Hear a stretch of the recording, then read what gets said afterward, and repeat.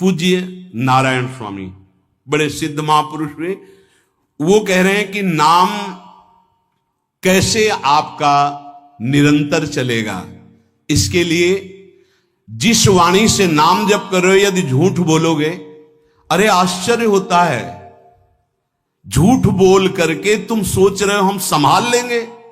नहीं नहीं, झूठ तुम्हारा नाश कर रहा है, तुम्हें पता नहीं। जिस जिह्वा से नाम जप कर रहे हो, अगर नाम का विशेष फल प्राप्त करना है, जल्दी फल प्राप्त करना है, आपको दुखों से बचना है, पाप भस्म करना है, तो झूठ बोलना बंद कर दीजिए। क्या बिगड़ जाएगा आपका? सच्ची बोलने में क्या बिगड़ जाएगा? सच्ची बोलना शुरू करोगे, हिम्मत नहीं रह जाएगी पाप करने की। ये जो पाप करने की तुम्हारी हिम्मत पड़ रही, झूठ बोलने के कारण पड़ रही। नहीं, असत्य संपातक पुंजा, सबसे बड़ा पाप झूठ बोलना। उससे क्या होता है? हर चीज हम छुपाना चाहते, किससे? उस सर्वज्ञ परमात्मा से, गुरुदेव से। नहीं, झूठ नहीं। नाम इसीलिए नहीं चल पा रहा, थोड़ी दिन नाम चलाएंगे छूट जाएगा, क्योंकि आप झूठ बोलते हैं, पापाचरण करते हैं। अगर नाम को चलाना है तो नारायण स्वामी जी कह रहे हैं, पहली बात मौन का आश्रय लीजिए, कम बोलिए, अधिकतर चुप रहना सीखिए, तभी नाम चला पाएंगे। जो कार्य कर रहे हैं आप उस पर ध्यान दें, उस कार्य को एकाग्रता पूर्वक करें, वाणी को मौन रखें, उस वाणी से धीरे धीरे नाम उच्चारण करें। कम से कम 24 घंटे में 4 घंटे मौन का तो सबको अभ्यास कर लेना चाहिए। 24 घंटे में 4 घंटे मौन का। तो ऐसे ऐसे बुद्धिमान हो कहेंगे हम 6 घंटे मौन रहते हैं। कब? बोले जब सोते हैं तब। आप 4 घंटे कह रहे हम 6 घंटे मौन रहते हैं। 24 घंटे में हम 6 घंटे मौन रहते हैं, बहुत बुद्धिमान है। बोले आप 4 घंटे कहते हो, हम 6 घंटे मौन रहते हैं। तो कब आप मौन रहते हैं? बोले जब सोते हैं तो 6 घंटे सोते हैं, मौन ही रहते हैं उस समय। मौन जागृत की कह रहा हूं, 4 घंटे का। नारायण स्वामी के बहुत बड़े महापुरुष हुए, तुम 4 घंटे मौन का अभ्यास करो, ऐसा निकालो 2 घंटे, 2-2 घंटे करके 24 घंटे में 4 घंटे मौन। उस समय हम किसी से बात नहीं करेंगे, नाम जप करेंगे। कार्य करो, कार्य करने के लिए मना नहीं कर रहे हैं। कम बोलो। आजकल लोग अपनी जीवनी शक्ति को बोलने के द्वारा बहुत नष्ट कर रहे हैं, व्यर्थ की बातें करते रहते हैं। 4 आदमी चल रहे हो, आप पीछे चलिएगा, सुनते, बेमतलब की बातें। नाम जप नहीं होगा, वो डिलीट नहीं होंगी, वैसे ही बनी रहेंगी, अगले जन्म के लिए तैयार हो रहा है। इसलिए नाम यदि सिद्ध करना है, नाम का फल लेना है, नाम का आनंद लेना है, तो वृथा भाषण बंद करो, बेकार की बात बंद करो। जितना कम बोलने से काम चल जाए उतना। सामने वाले को बोलने दीजिए, आप बीच में नाम चल रहा है जी, नाम चल रहा है। जब कोई आवश्यक बात हुई, पवित्र शब्द बोल दिया, नहीं, चुपचाप सुनो। उसको लग रहा है कि आप संभाषण करो, मान लो रिश्तेदार है, नातेदार है, मित्र, अब आप व्यवहार में हैं, आप सीधे ये तो नहीं कह सकते हमसे बात मत करो, नहीं, हाँ बात कीजिए, लेकिन आप कम बोलिए, उसको बोलने दीजिए, आप नाम जप कीजिए, जरूरत भर बात कीजिए। बात में भगवान की चर्चा हो तो कोई बात नहीं, अगर प्रपंच की चर्चा है तो बचने की कोशिश कीजिए। अपने संबंधियों, अपने दोस्तों, अपने व्यवहारियों से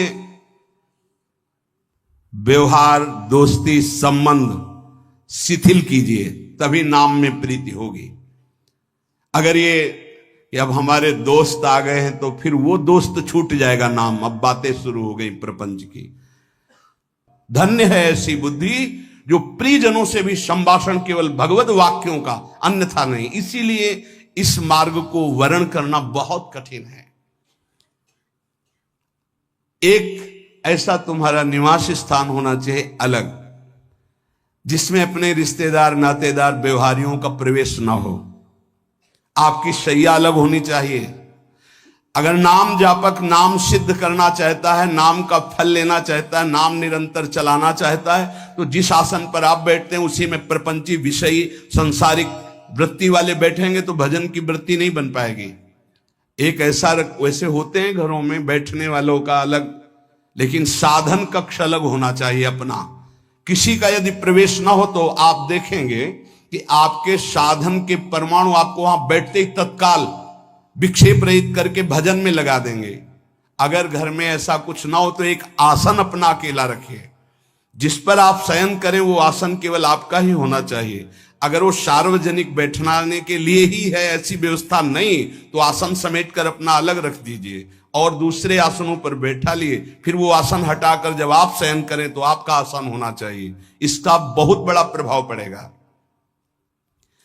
कोई भी ऐसा दृश्य या पुस्तक ना पढ़ें जो वासनात्मक हो और प्रभु के नाम से आपको विमुख कर दे। अखबार आदि, समाचार आदि, ये हमारे चिंतन को नष्ट करते हैं। अगर नाम जप करना है, निरंतर नाम स्मृति बैठालनी है, एक घटना कई मिनट तक विक्षेप देती है। ऐसा हुआ, कैसे लोग हैं, और उसमें तो समाचार ही हो रहे हैं, सैकड़ों बातें हो रही, पेपर है तो सैकड़ों बातें लिखी हैं, क्या क्या, अब वो सब दिमाग में भर गई।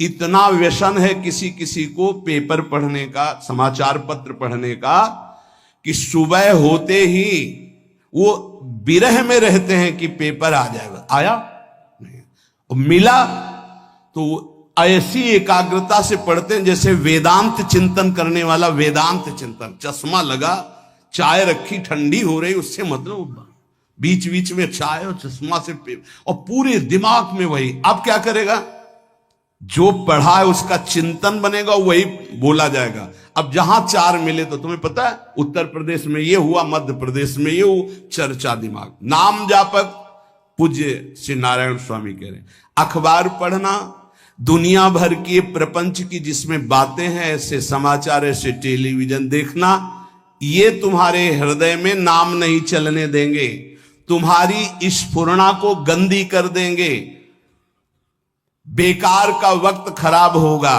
इसलिए अगर आपको पढ़ना ही है तो धार्मिक ग्रंथों को पढ़िए, अपने इष्ट संबंधी ग्रंथों को पढ़िए नाम जपने के लिए। किसी को कभी वचन न दें। पांचवा, बहुत बहुत पॉइंट की बात करें, यदि आपने किसी को वचन दे दिया और पूरा नहीं किया तो भजन का फल वहां जाएगा, ध्यान रखना। यही हमसे सब त्रुटियां होती रहती है अपने लोगों से।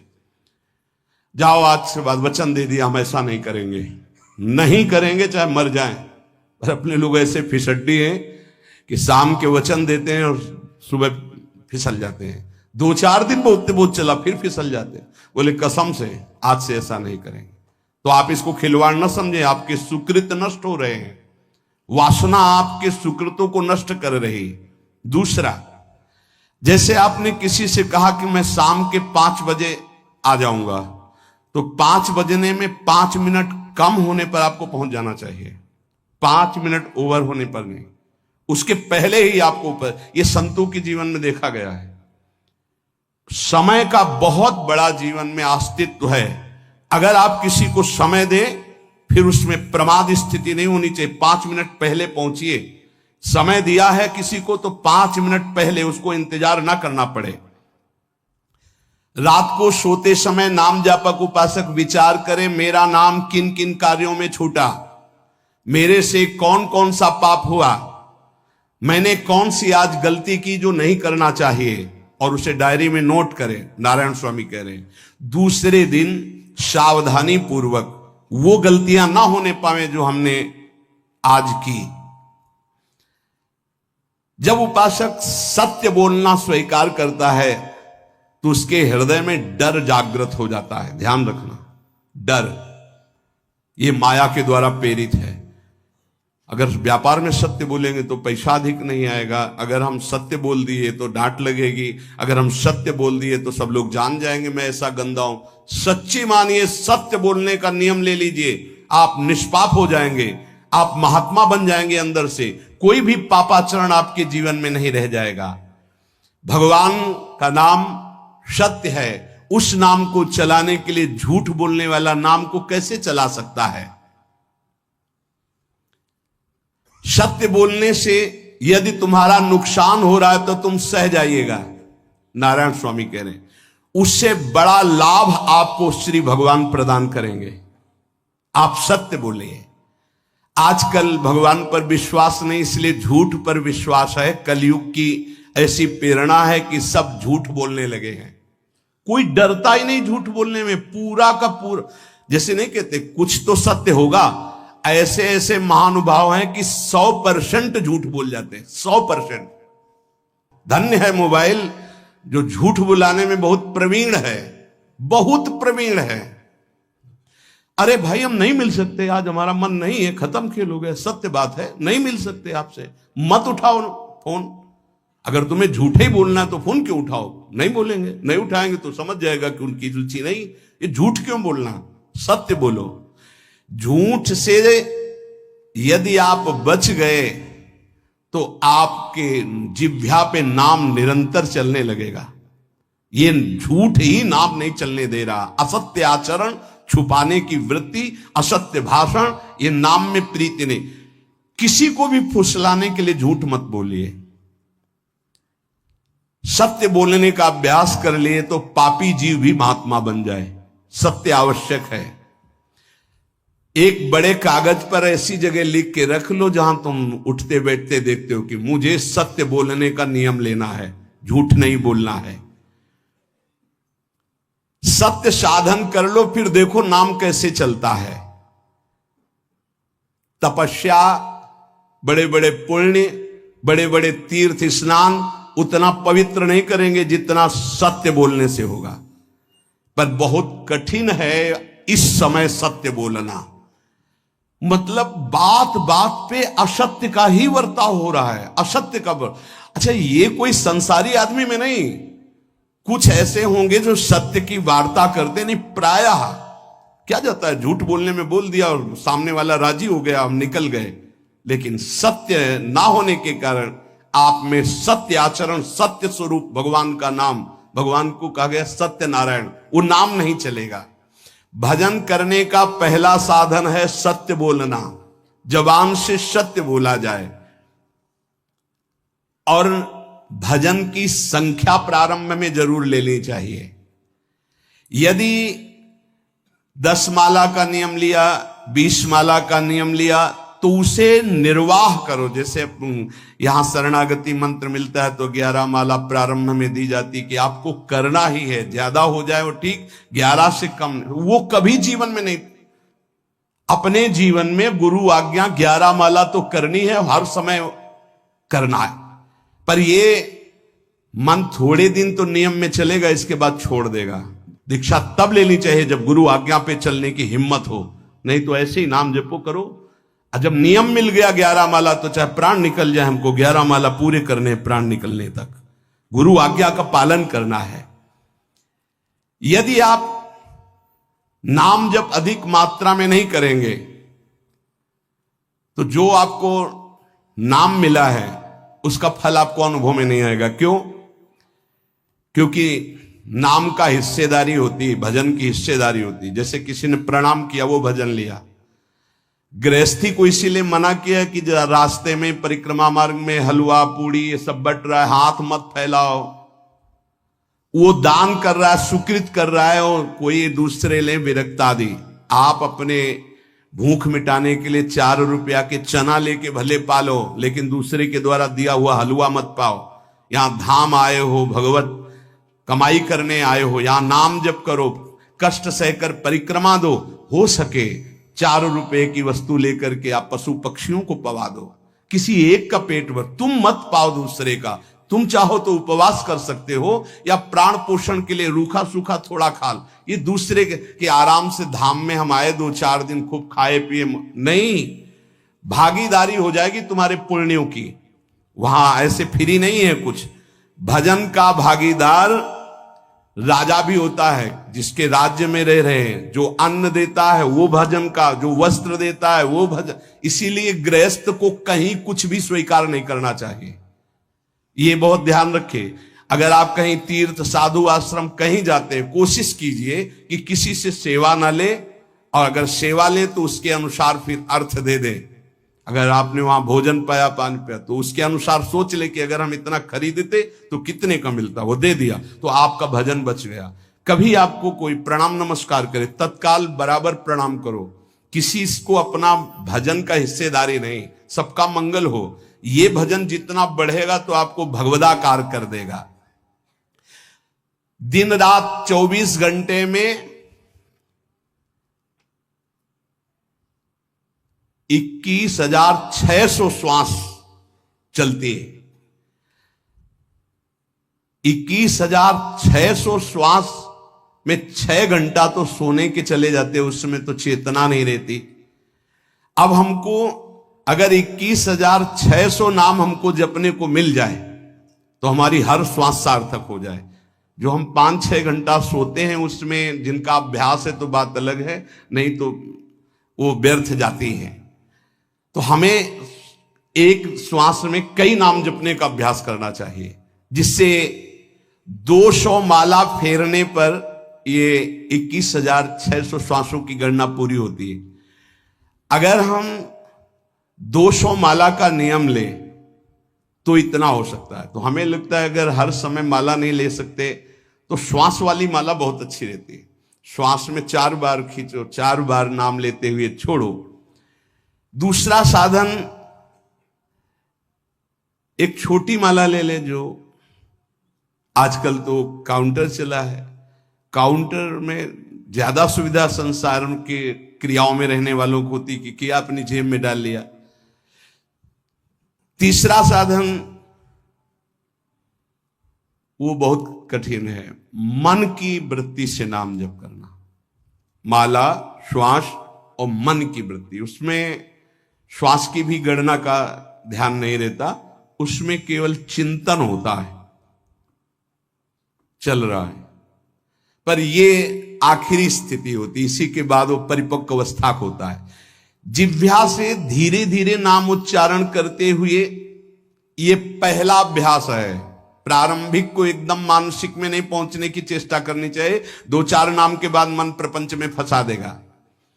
दूसरा अभ्यास कंठ से में, जैसे हम जिह्वा से राधा वल्लभ सिंह, राधा वल्लभ सिंह, राधा वल्लभ सिंह, इसे वाचिक जप कहते हैं। मंत्र नहीं होगा, ऐसे नाम होगा। फिर उपांश ऐसे, फिर कंठ से चलता है, फिर हृदय से चलने लगता है, फिर नाभि से चलता है। जिसका नाभि से चलने लगता है उसका परावाणी के द्वारा भजन, वो सिद्ध पुरुष कहा जाता है। 4 वाणी, परा, पश्यंती, मध्यमा, वैखरी। वैखरी जो बोल रहे हैं, जो कंठ से, फिर हृदय से पश्यंती, परा नाभि से, मूलाधार केंद्र से लेकर के संपूर्ण ब्रह्मांड में इसमें नाम गूंज रहा है, वो सिद्ध पुरुष का होता है। पहला अभ्यास जिह्वा हिला करके शुरू करें, राधा राधा राधा राधा। फिर कंठ से, कभी हमारे सदगुरुदेव भगवान को देखना, अगर कोई आ गया और बातचीत का हुआ तो यहां से तत्काल चलता दिखाई देता है ना, कंठ ऐसे ऐसे हिलने लगता है कंठ।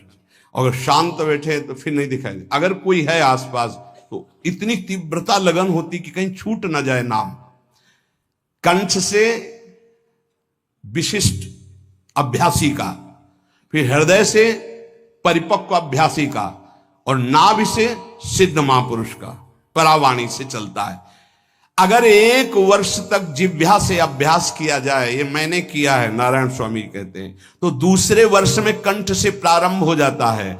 2 वर्ष कंठ से चले तो अगला हृदय से प्रारंभ हो जाता है, और हृदय से 3 वर्ष चले तो फिर नाभि से 7 वर्ष में नाम सिद्ध हो जाएगा।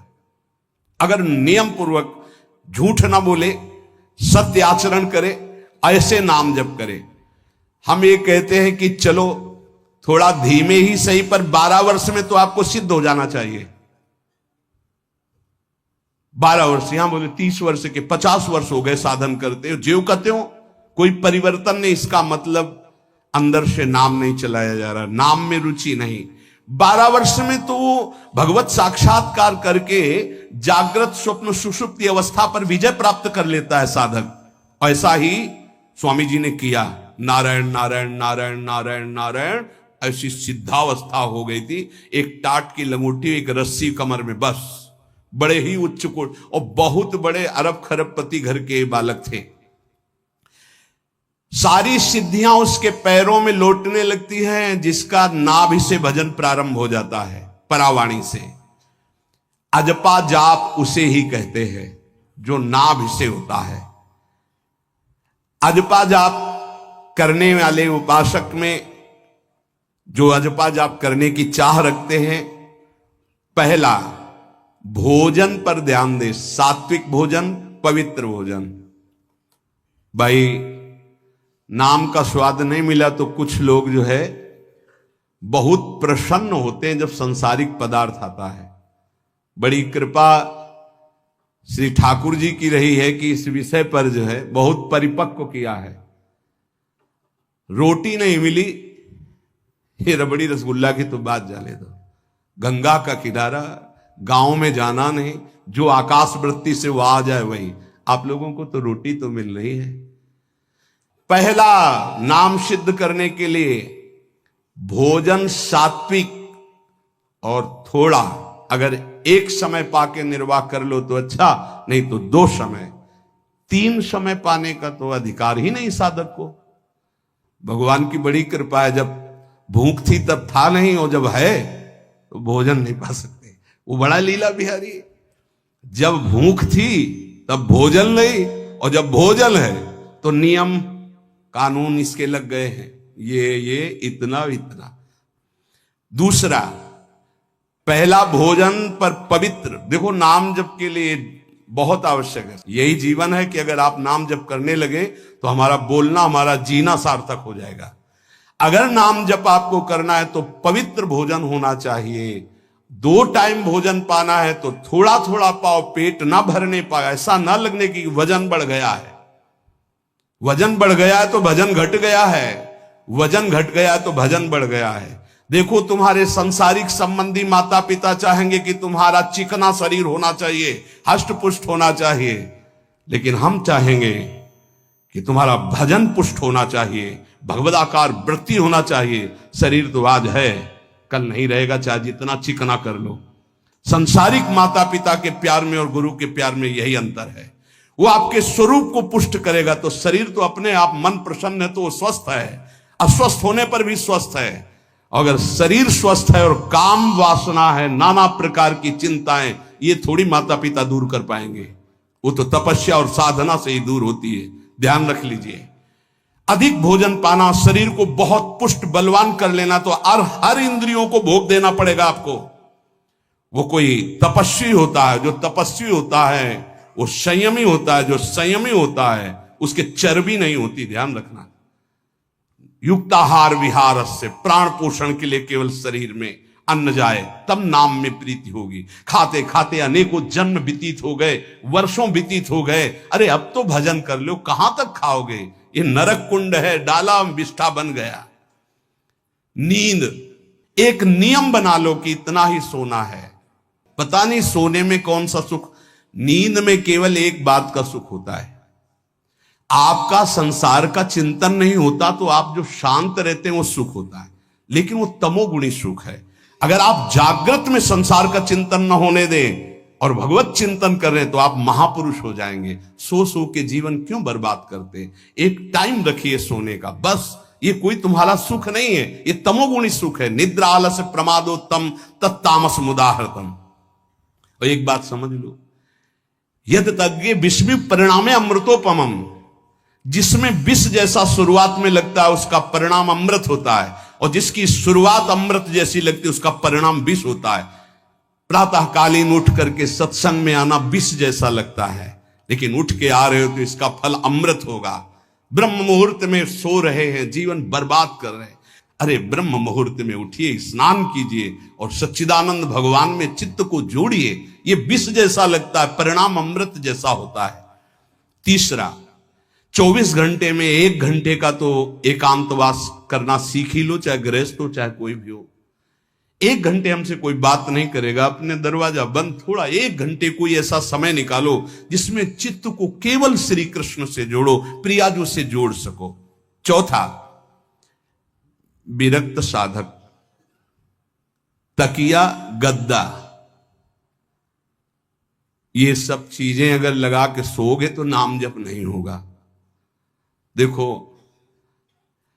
हितधाम में कुशासन और एक ईंट कुशासन के नीचे, सर्दी में ओढ़ने के जो हमारे कंबल थे वो आटे का बोरा बलराम जी ला के दिए थे।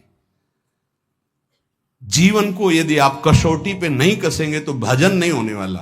अब तो शरीर रोग से ग्रसित है, आप चाहे जहां रखो चाहे जैसे रखो, प्रिया जो जाने। जब तक हमें भगवदाकार वृत्ति ना हो जाए तब तक विषयों को स्वीकार नहीं। ऐसे हैं साधक, बड़ा सुख मिलता है। एक ऐसे पड़ा हुआ है आसन, उनके कमरे में जाके देखिए, केवल आसन ही है। कितने ऐसे साधक राधा के कुंज में रहते हैं जिनकी चटाई केवल है, न तकिया है, न गद्दा है, न कोई। उसी चटाई को ऐसे खड़ा कर दिया, बिछा लिया, बस उसी में पड़े, भोजन मिला पा लिया, ऐसे रह रहे हैं। कमरे में देखो जाके तो ऐसा लगेगा कि इसमें कोई रहता ही नहीं, कुछ है ही नहीं, केवल चटाई है। तकिया गद्दा विशेष विलासिता की वस्तुएं तो नाम जप नहीं होने वाला, ध्यान रखना। जहां पड़े आराम से नींद आ जाएगी, सो जाएंगे, और जब तो नींद उतनी आएगी जितनी आवश्यकता है। भजन का खजाना तिजोरी में रखें, कभी किसी से बताएं नहीं कि आपका भजन कितने माला कितना होता है। पूज्य नारायण स्वामी जी कह रहे हैं, भजन को खजाने में रखने का मतलब है लूटने वाले डाकू माया भेजती है, काम क्रोध लोभ मोह मद मत्सर आदि, और प्रिय गृहस्थ भगत आदि। कैसे प्रिय गृहस्थ? स्वामी जी अब ये सब आप ही कहा है, बहुत बीमार है, आप देखना। ठीक है, दूसरे की दुख निवृत्ति करना संत का स्वभाव होता है, पर हम जिस मार्ग के पथिक हैं, हमारा कर्तव्य है। हमारे पास हमारे प्रभु के सिवा कोई नहीं, हमारा जो कुछ है वो प्रभु हैं। ए भैया, जैसा श्री जी चाहेंगे वही सब मंगल करेंगे, ये शब्द होना चाहिए। उससे उसका भी मंगल होगा, आपकी भक्ति पुष्ट होगी। कभी भी जो गृहस्थ में भजन करता है, किसी भी तरह का किसी से भी कोई प्रतिग्रह ना ले। नहीं ले लो, ये लो ही बढ़िया है, रख लो। नहीं महाराज, हमारा ये मार्किन का गमछा ही काफी है हमारे लिए। नहीं नहीं नहीं, ये प्रसाद पाल, हाँ इतना किनका दे दीजिए, भगवत प्रसाद है, ये हमारे लिए पर्याप्त। गृहस्थी में अगर आप भजन करते हैं तो अपने भजन को बचाने के लिए किसी से भी दान पुण्य, किसी का भी बट रहा है वो स्वीकार न करें। किसी से प्रणाम नमस्कार, किसी से अपनी सुविधा सेवा स्वीकार न करें। और जो विरक्त है उसको ध्यान रखना चाहिए कि हमारा जीवन केवल जगत मंगल के लिए विश्वेश्वर भगवान को समर्पित जीवन है। ना हम किसी को शाप दे सकते हैं, ना किसी को वरदान दे सकते हैं। सेवक स्वामी की इच्छा को देखता है, ऐसा ऐसा, हाँ प्रियाजू की जैसी इच्छा होगी वैसा। नहीं, आप ऐसा नहीं, प्रियाजू का बस जबान से कभी ना किसी के प्रति शाप का, और ना हरिराम व्यास जी ने कहा है कि शाप और वरदान हमारे स्वामी की, तो हमें हर बार में यही बोलना है, जैसी प्रियाजू की इच्छा, जैसी श्यामाजू की इच्छा। नहीं, आप कुछ कह दीजिए तो राधा राधा राधा, नहीं कैसे मंगल होगा, आशीर्वाद दीजिए राधा राधा राधा, बहुत संभाल के। महात्माओं को इस बात में सावधान रखना चाहिए कि ये माया ममता का रूप धारण करके तुम्हारी तिजोरी को खाली कर देगी। खजाना लूटने के लिए माया बहुत अनुभवी महापुरुष है, सेवक के रूप में आती है, खास सेवक बनकर। आज तक जहां दगा हुआ है तो खास से हुआ है। जब वृक्ष कटने लगे तो आपस में बात की, भाई ऐसा कौन आ गया जो हमें काट सकता है? बोले हमारा कोई मिल गया। तो कुल्हाड़ में जो बेंट है ना, बोले मिल गया कोई हमारा। खास बन करके आती है माया, सेवक सेविका रूप लेके। बहुत अनुभव की बात महापुरुषों की, मान लीजिए विरक्त जनों के लिए खास बात है। सेवक सेविका रूप रख करके माया आएगी। इसके बाद अगर आपने स्वीकार किया, फिर तुम सेवक होगे, वो स्वामी होगी। समझ रहे हो? बहुत अंदर से इस बात को समझ लीजिए। अगर आपको भगवत प्राप्ति करनी है तो जब तक शरीर में श्वास रहे सेवा मत स्वीकार करना किसी की। कपड़ा धुलाना, खाना पीना, भीख मांग के खाओ, भिक्षा अन्न, या आकाशवृत्ति से जियो। जैसे मना ना कपड़ा धो पाओ तो उतने पहनो जितना धो पाओ। किसी को अपनी सेवा में प्रवेश मत होने दो। अपने शरीर की सेवा, अपने जीवन की सेवा जब तक श्वास है तब तक स्वयं करो, नहीं तो तब लग जोगी जगत गुरु, जब लग रहे निराश, जब आशा मन में भई, जब गुरु और जोगी दास। इसलिए होश में परमार्थ के पथिक को कभी किसी की सेवा नहीं लेनी चाहिए, कभी किसी को सेवक नहीं बनाना चाहिए। भगवत भाव से नेकी कर दरिया में डाल, उपदेश दे दिया, चल अपने मार्ग में। जीवन की ये बात हमारी अनुभव की मान लीजिए। अगर निर्विघ्न पंथ निर्वाह करना है तो कभी किसी को यहां सेवक न बनाया जाए। सेवक सेविका के रूप में स्वीकार करने वाले साधु का हृदय आग की तरह जलने लगता है। जो जिंदगी भर निश्चिंत और निर्भय रहा उसे भयभीत और चिंता युक्त होना पड़ता है। अपने भजन को खास तिजोरी में रखे, अपने में जो सिद्धियां जागृत हो कभी प्रकट ना होने दे, उनका कभी प्रयोग ना करे। एक एक शब्द पर ध्यान देना। उसी को भगवत प्राप्ति होती है जो अपनी सिद्धि को प्रकाशित नहीं करता। ये माया त्रिशंकु की तरह लटका देती है, न स्वर्ग में न भूमि में। देखो सेवक जी महाराज कहते ऐसे न वैसे रहे मजरेढ़ो पाछलियो जो करी निर्भाषित, न परमार्थ के न व्यवहार के। ये गांठ बांध लो, हाथ जोड़ के कह रहा हूं, सेवा के भाव से माया प्रवेश करती है और स्वामी भाव को रौंद करके सेवक बना लेती है। फिर जैसा चाहती वैसा नाच नचाती है, कोई भी हो। इसलिए होश में यदि भगवत मार्ग में चले हो तो कष्ट सहो, शरीर की स्वयं सेवा करो। सौभाग्य मत मनाओ कि कोई तुम्हारी सेवा कर रहा है, दुर्भाग्य है जो तुम सेवा ले रहे हो। हाँ, अब शरीर इस काबिल नहीं तो श्री जी जैसा जाने वैसा। जब तक पानी उठा के पीने लायक हो तो किसी से पानी मत मांगना, किसी को अपना मत बना लेना। जब तक भगवत साक्षात्कार ना हो किसी को शिष्यत्व में मत स्वीकार कर लेना, नहीं तो बात समझ लेना, आगे खुद आपको समझ में आ जाएगा।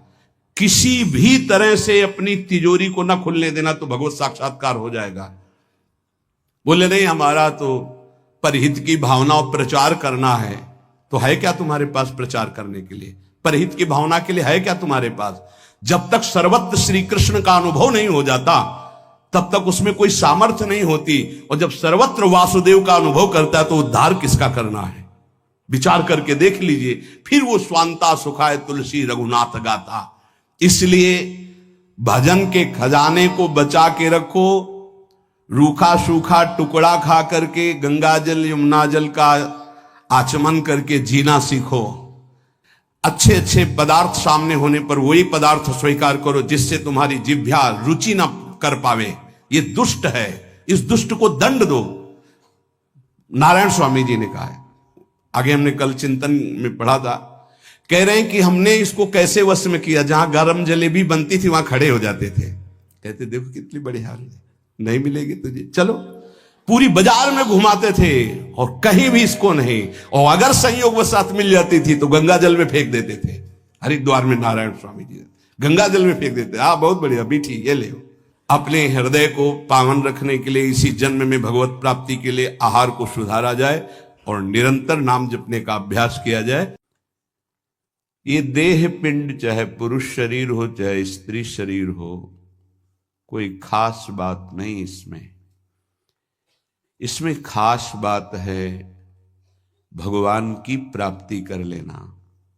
खास बात है तुम्हारा चिंतन दिव्य हो जाना। खास बात है इस शरीर से सबकी सेवा बन जाए।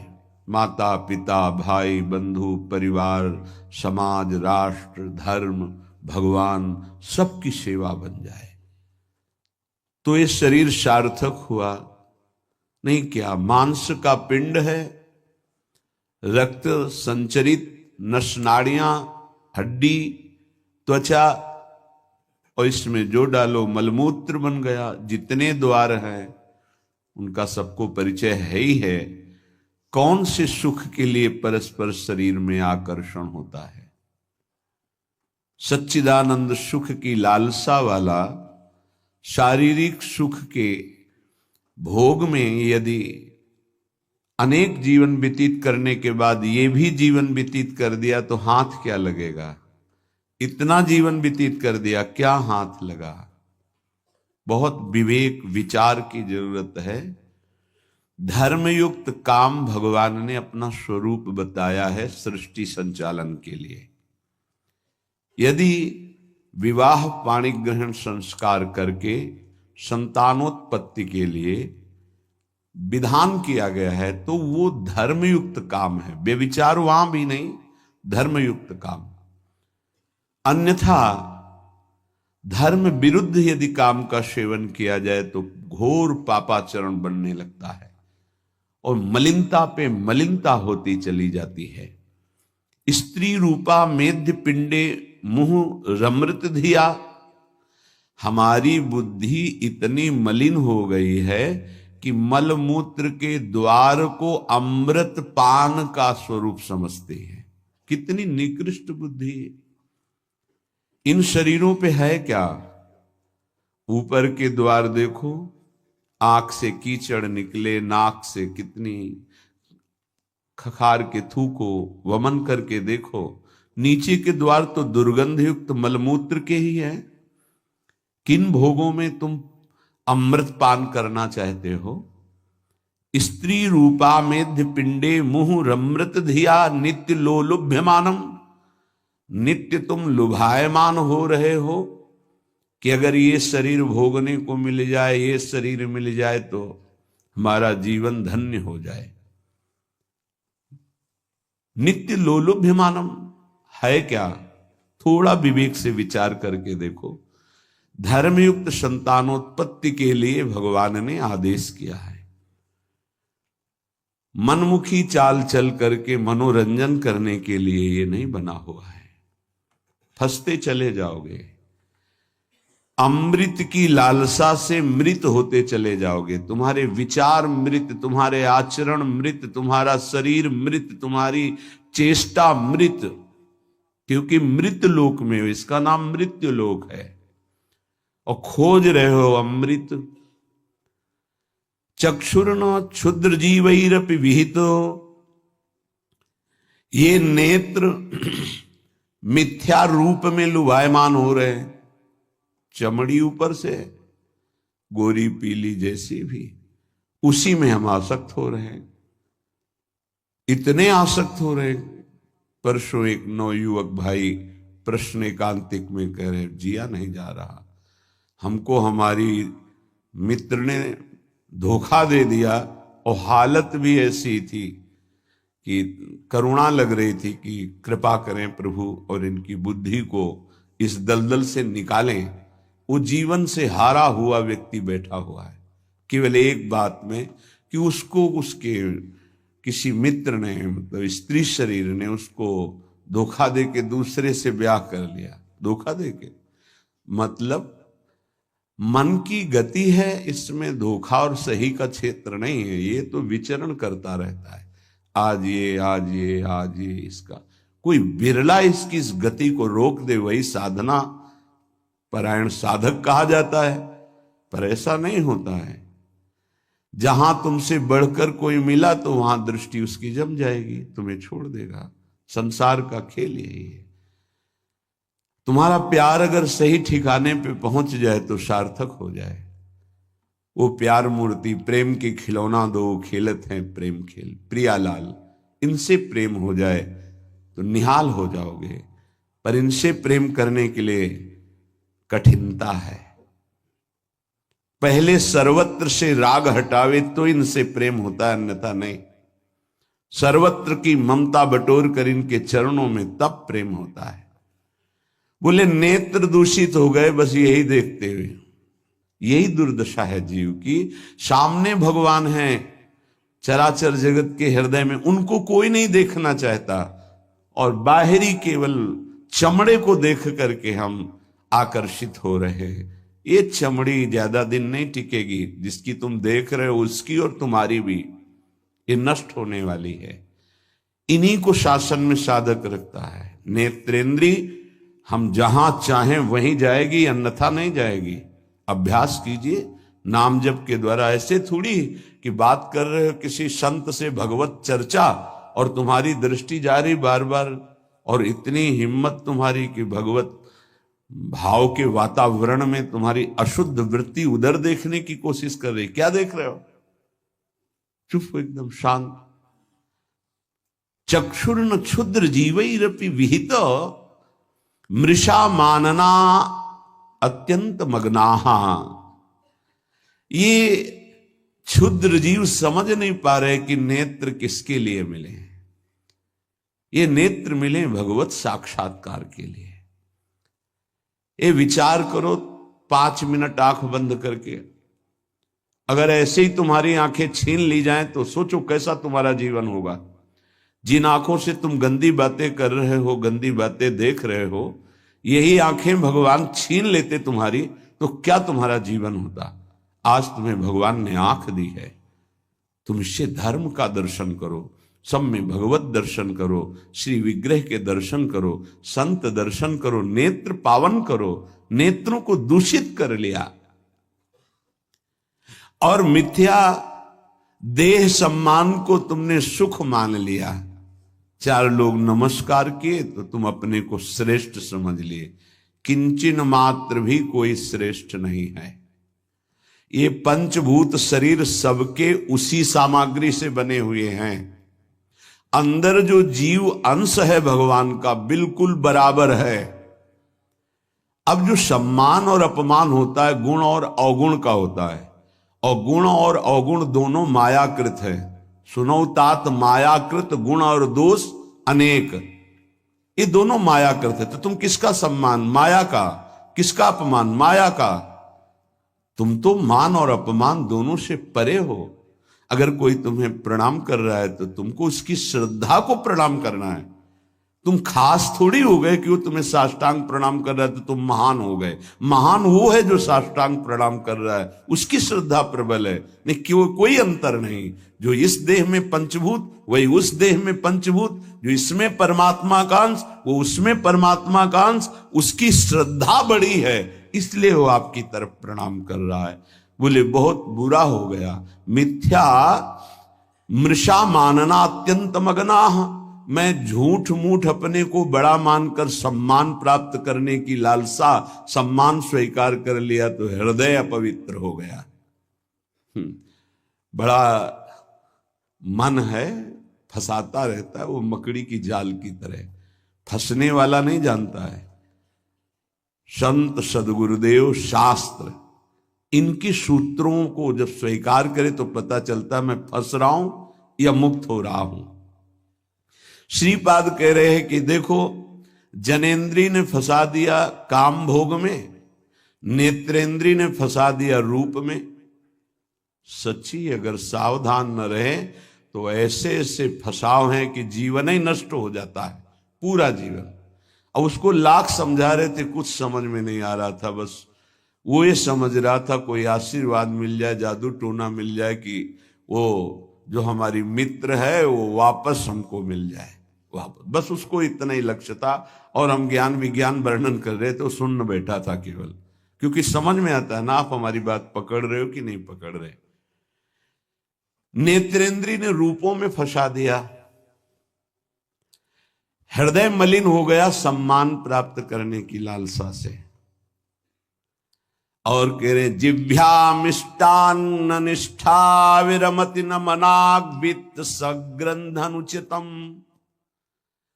जबान आ गई भोजन के स्वाद में, ये मिष्ठान है, ये चटपटा है, ये बड़ा स्वादिष्ट है। जिभ्या रसेंद्री यदि भोजन के स्वाद में मगन है तो राधा नाम सुधा रसम का स्वाद नहीं ले पाएगी। उचित आहार जो भगवत प्रसाद रूप है उसको डाल लेते हैं, उसके प्रति हम आसक्त नहीं होते, स्वाद दृष्टि नहीं रखते। पूर्व के संत भगवान के दर्शन होते थे, खप्पर रखते थे नारियल का, नारायण नारायण, दाल खीर रोटी जो भी मिला खप्पर में डाला मिलाया, स्वाद से मतलब नहीं, प्राण पोषण से मतलब है।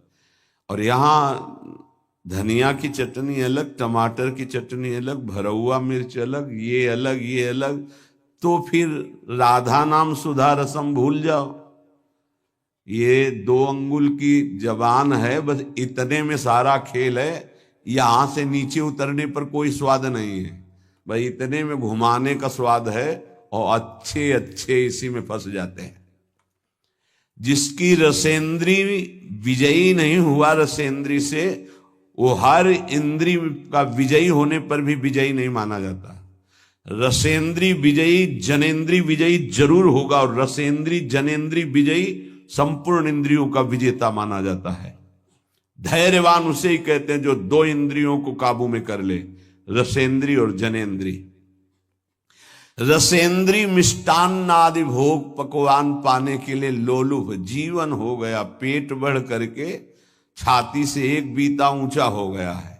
उठने बैठने में दिक्कत होती है, पर पाने के समय और कितना अधिक पाया जा सके, ये स्वाद वो स्वाद वो स्वाद कितना पाओगे, मर जाओगे पाते पाते, फिर भी तृप्ति नहीं होगी।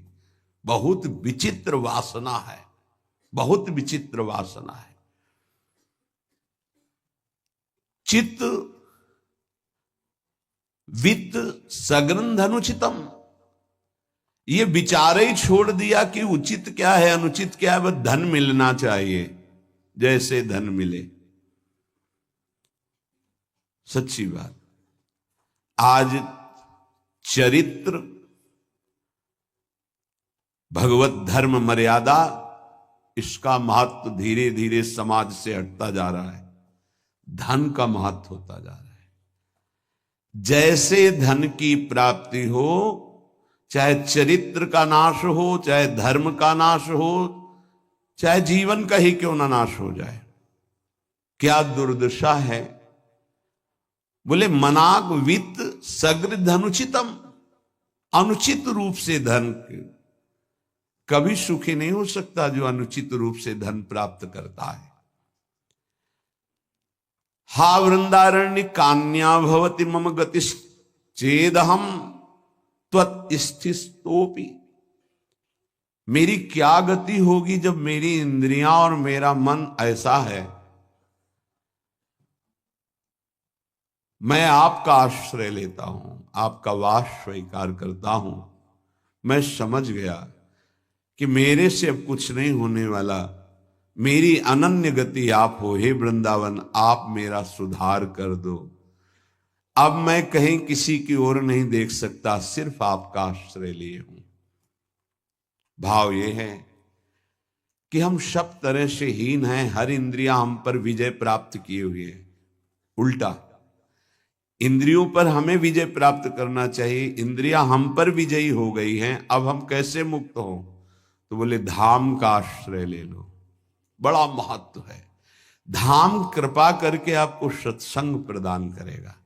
यदि आप सत्संग के अनुसार सुलझ के चल पावे तो क्या होता है, जन्म जन्मांतर से मलिन बुद्धि होती है और बहुत भागती है बुद्धि। जैसे जंगली नील गाय देखा हो, गर्दन उठाई भागती चली जा रही, ऐसे ये भागती बुद्धि। अगर इसको कोई रोक सकता है तो गांव में एक लंगड़ बांधा जाता था। लंगड़ समझते हैं, 2 टांगों के बीच में एक मोटा सा लकड़ी का। अब वो भाग नहीं पाएगी ऐसे। गुरु कृपा, गुरु आदेश, गुरु शासन, ये बुद्धि के ऊपर लंगड़ का काम करता है। तुम्हें पता ही नहीं गुरु के हृदय में अनंत माताओं जैसा प्यार होता है। जैसे भगवान गाली देने वाले को भी परम पद देते हैं, उन्हीं के दास हैं वो। किसी का अमंगल संत के द्वारा, गुरुदेव के द्वारा नहीं। आपका विचार, आपकी सोच आपको अमंगल के रास्ते पे खड़ा करके और ऐसा धक्का देगी कि शायद है फिर बचा पाने की स्थिति न रह जाए। सगर के जो पुत्र 60,000 थे, भगवान कपिल देव जी का अपराध कर दिया, आश्रम को विध्वंस करने लगे। घोड़ा वहीं बंधा हुआ था, किसी ने बांध दिया था, उनको पता भी नहीं था। उनको लगा कि इन्होंने ही ऐसा किया होगा, हमारा विश्व विजेता घोड़ा इन्होंने पकड़ लिया, बड़ा उपद्रव किया। कपिल भगवान ने कोई शाप नहीं दिया, उनकी तपोशक्ति ने उनको नष्ट कर दिया, भस्म कर दिया, जिनके उद्धार के लिए उन्हीं के वंशजों में क्रमशः आराधनाएं हुई, फिर पर सिद्ध कर पाए भगीरथ जी और भगवती गंगा को लाए और अपने पुरखों का उद्धार किया। जो थोड़ा भी अपनी बुद्धि को तुम भगवत मार्ग से विमुख करोगे, वो आपको फंसाने के सिवा और कोई मार्ग नहीं बता सकती। यहां समिटना है, अपने अस्तित्व को मिटा देना है, प्रभु के चरणों में पूर्ण आश्रित हो जाना है और जीवन मुक्त हो जाना है। ये रास्ता है। यदि हम भगवत मार्ग के पथिक हो करके थोड़ा भी अपने मन के अनुसार चलेंगे तो मार्ग बदल जाएगा। गुरु आज्ञा तज करहि जे बान, यह अधर्म यह सब हानि, कान न रसिकन मेरा है। पर जैसे जंगली नील गाय होती है ना, उसको ऊपर कोई शासन बर्दाश्त नहीं, वो जब दलदल में फंसती है तब उसकी चाल रुकती है, अन्यथा नहीं। तो माया प्रपंच का दलदल जब ऐसी बुद्धि वालों को रोकता है, तब उनको याद आता है कि क्या मैं कहीं गलत मार्ग पर चल पड़ा क्या। पर जब तक फंसता नहीं तब तक उसे पता नहीं चल। माया ऐसी बचाव पक्ष से उसको ले जाती कि इतनी दूर पहले ले जाऊं कि ये लौट